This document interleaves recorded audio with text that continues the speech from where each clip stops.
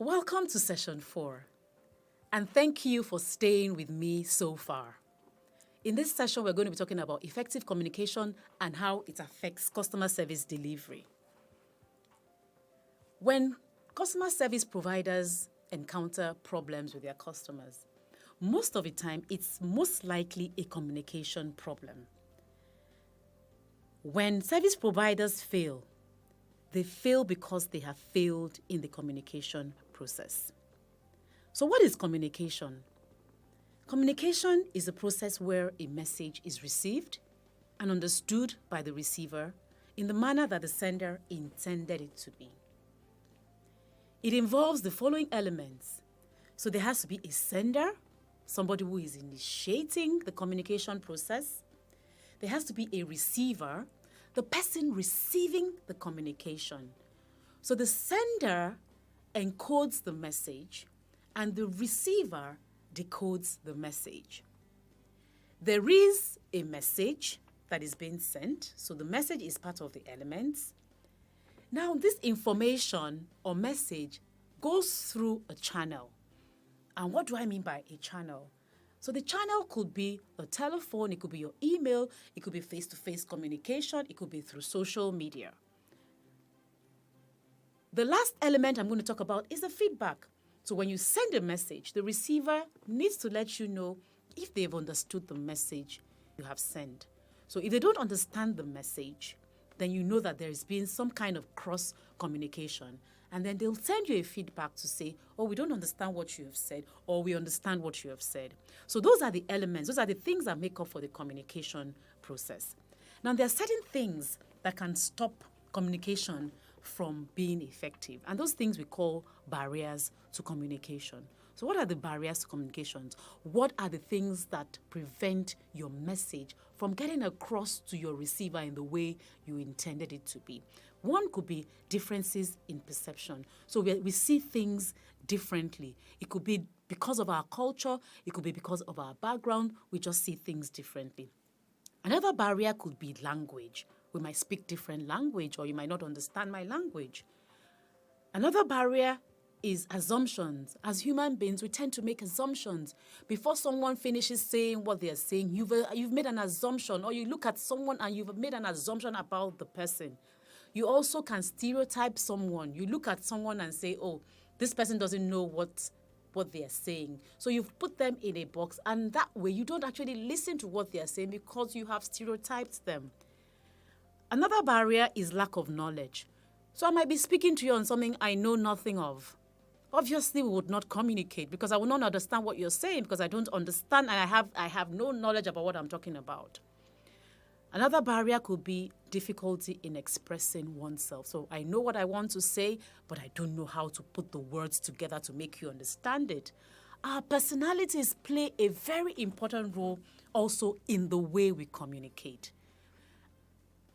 During this course, we're going to talk about the different behavioral styles, and you'll see how personality plays a role in your communication.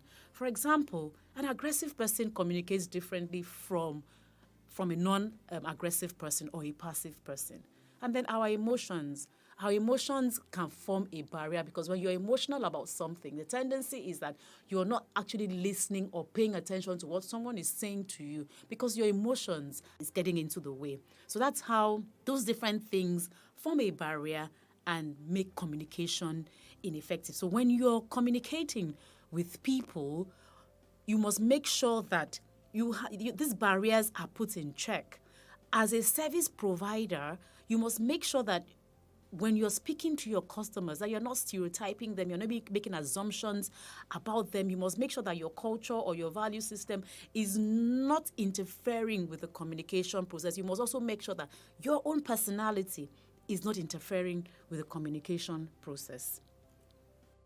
So how can we break down communication barriers? Remember, we talked about the barriers of communication. How do you break this down? So in order for the objectives of your communication to be understood, you need to ask yourself the following questions. 1, what is the purpose of the communication? 2, what is the personality type of the person I am communicating with? 3, how will this person react to the communication? 4, Where will the communication take place? 5, what method of communication should I use? In other words, what kind of channel should I use? 6, what do I need to say? How do I need to say it? So we see that communication is really very important, and we need to be deliberate about how we communicate. We need to think through what we are saying. We need to think through how we say things, when we say things, and why we say things. What are the forms of communication? There are 3 forms of communication. We have the verbal communication, which is when you speak to people face to face, on the telephone, in meetings. The second type of communication is the non-verbal communication. And this is the communication we do with our body language. It involves gestures, facial expressions, your eye contact, your posture, the use of personal space, and even our personal appearance. All these things are communicating. So that's the non-verbal communication.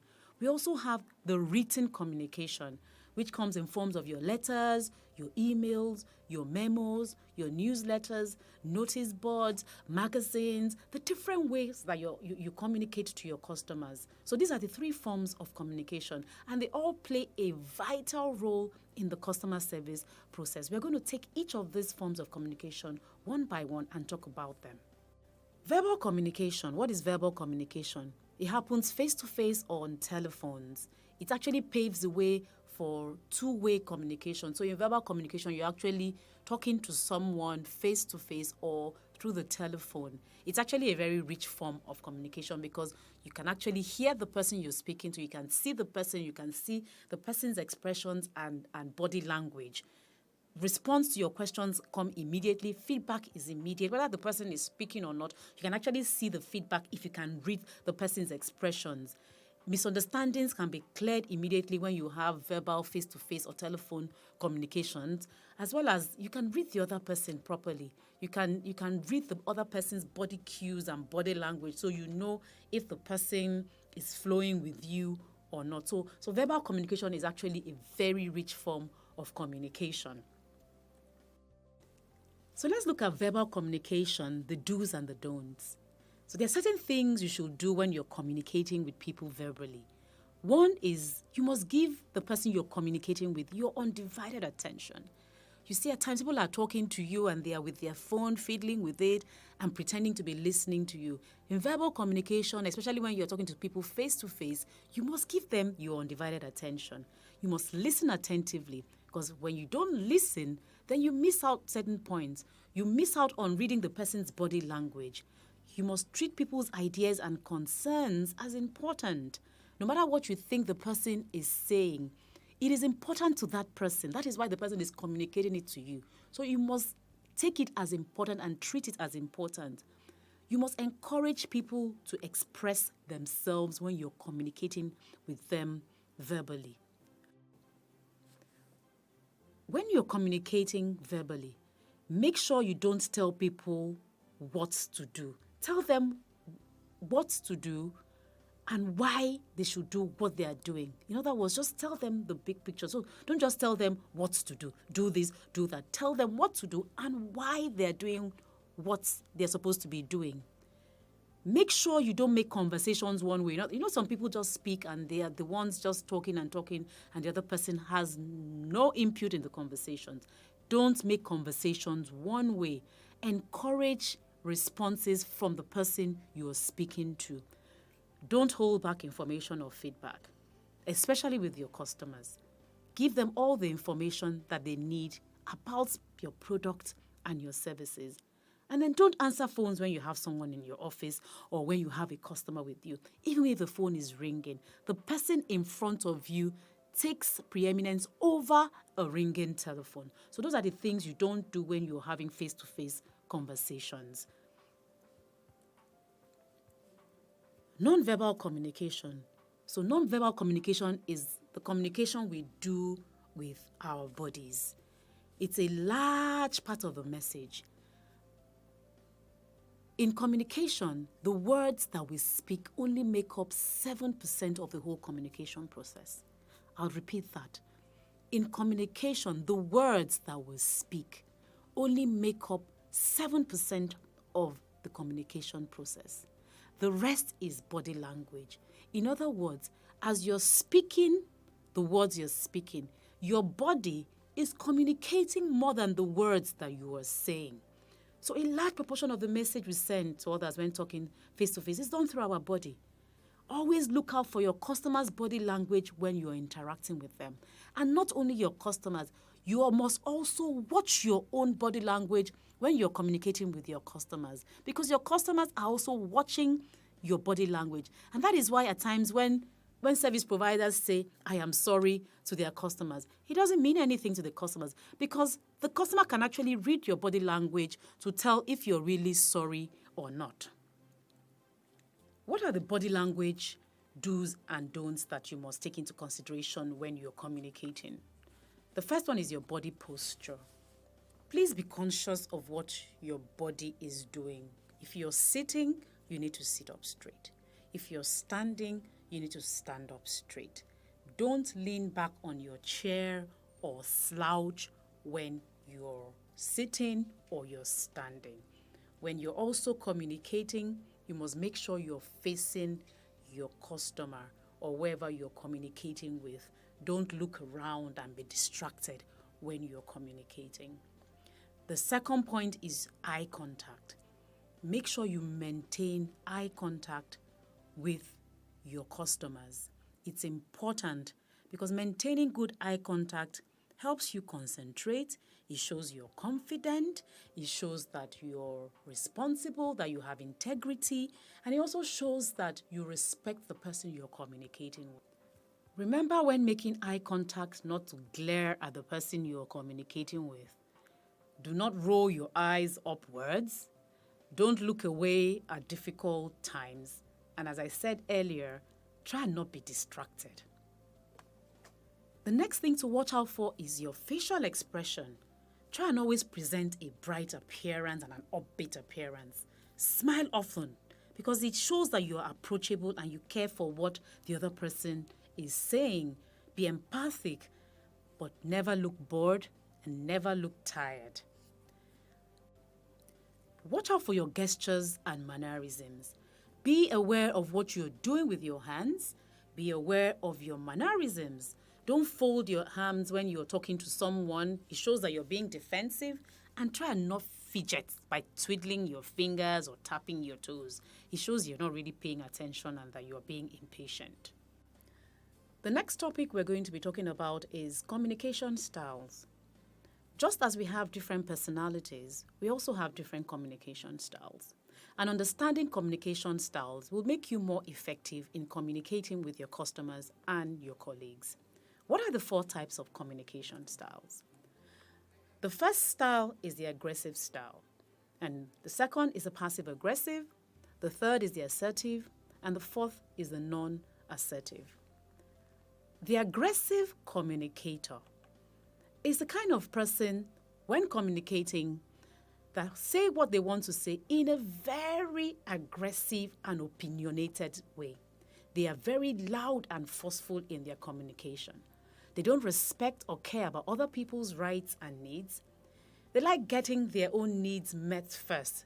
It's more important to them than developing good relationships. And the aggressive communicator tends to give orders.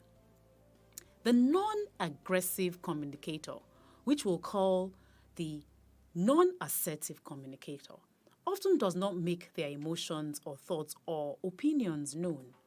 They may be shy and lack confidence, so their needs are not always clear. They avoid eye contact and they speak very quietly and nervously. We also have the passive-aggressive communicators.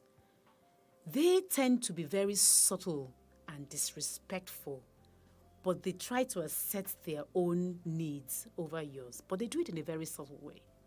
They hide how they really feel, but then they will take it out on others. Their body language may actually show that they are not really happy, even if they say that they are. And the passive-aggressive communicator tends to be very sarcastic. We also have the final style, which is the assertive communicator. The assertive communicator will say what they want to say in a clear and direct and polite way. They express their thoughts and their feelings and their opinions easily, but they also respect other people's opinions and feelings. They listen to others, and then they also have a relaxed body posture. So those are the 4 communication styles. And as a customer service personnel, you must understand these communication styles. Because if you understand how an aggressive person communicates, then you can change your own behavior to suit an aggressive person's communication. To communicate assertively, that is where we should all strive to be, where we must be aware of our own emotions and the emotions of others. We want to be able to adapt our own behavior to accommodate the other person. Example is like remaining calm when an aggressive person is shouting or speaking loudly. We also want to learn to be open and direct and honest. We want to say it how it is, but not in a disrespectful or in an aggressive way. When you communicate assertively, you use clear and direct questions to quickly understand what your customer wants. An assertive communicator will watch the words that they use, and they will watch the way they frame their sentences so that it comes out in a way that is respectful. It comes out in a way that the listener will understand. So how can we all become assertive in the way we communicate? The first thing is to learn how to be cooperative when you're communicating. And how can you be cooperative? It's for you to recognize and fully consider the other person's point of view. Don't always think that you know it all, or don't always think that the other person doesn't know what they're saying. But you must recognize that everyone who is speaking thinks that they're making sense, and you must respect that in other people. So that's cooperation. The next point is to be empathic. And what is empathy? It is seeking to understand and address the other person's concerns and feelings rather than imposing yours. You also have to learn to be flexible. And what is flexibility? It's you understanding that people are different. And because of that understanding, you must be willing to treat each person as an individual. Your attitude must also be positive and direct. Use emotional intelligence when you're communicating, and that is you understanding your emotional state as well as the other person's emotional state. You must know if the other person is angry, is happy, is sad. You must also know how you are feeling so that you don't just speak out of your emotions. So it's important to understand your own emotional state as well as the other person's emotional state. You must show respect and courtesy, and then you must always focus on the problems. So that's how we can be assertive. We must be cooperative, we must be empathic, we must be flexible, we must have the right attitude, we must be emotionally intelligent, we must respect and be courteous to the person we're communicating with, and we must focus on the problem. Listening. Listening is a very important part of communication. Without listening, there really isn't any communication. So listening makes up a very important part of communication.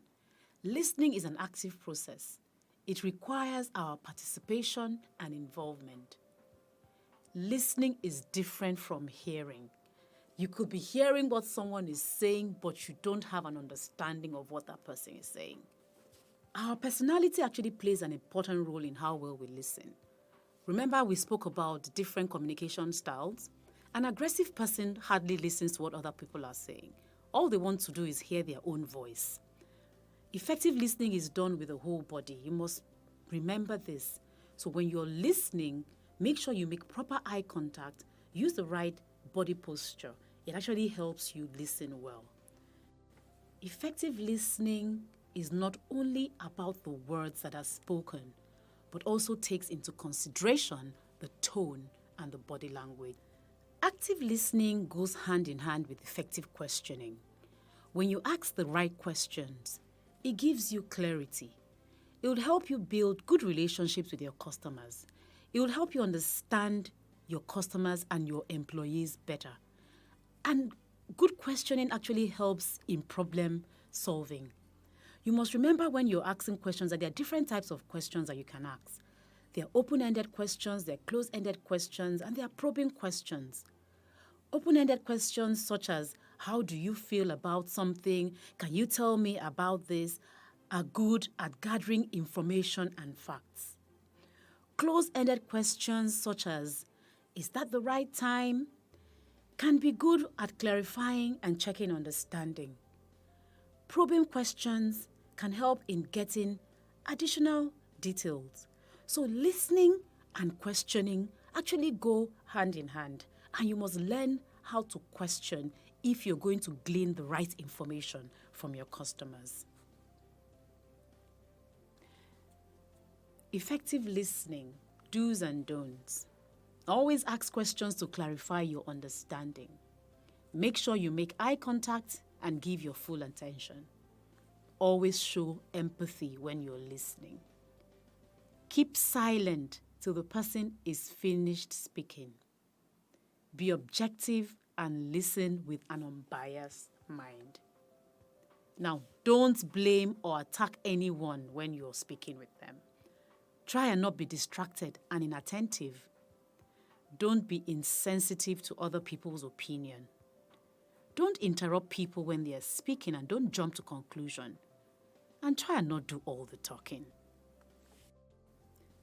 So to end this session on effective communication, I would use a quote by Jim Rohn, and he says, take advantage of every opportunity to practice your communication skills so that when important occasions arise, you'll have the gift, the style, the sharpness, the clarity, and the emotions to affect other people. So that brings us to the end of session 4 and to the end of this course. I hope you have enjoyed this course thoroughly, and I hope that whatever learnings you have taken from this course, that you will implement it in your organization. Remember, as business owners and leaders in your organization, it is important that you go back and implement everything you have learned. Remember that your responsibility to your customers, both internal and external, is to offer them the best service ever. Service that meets and exceeds their expectations. Thank you for taking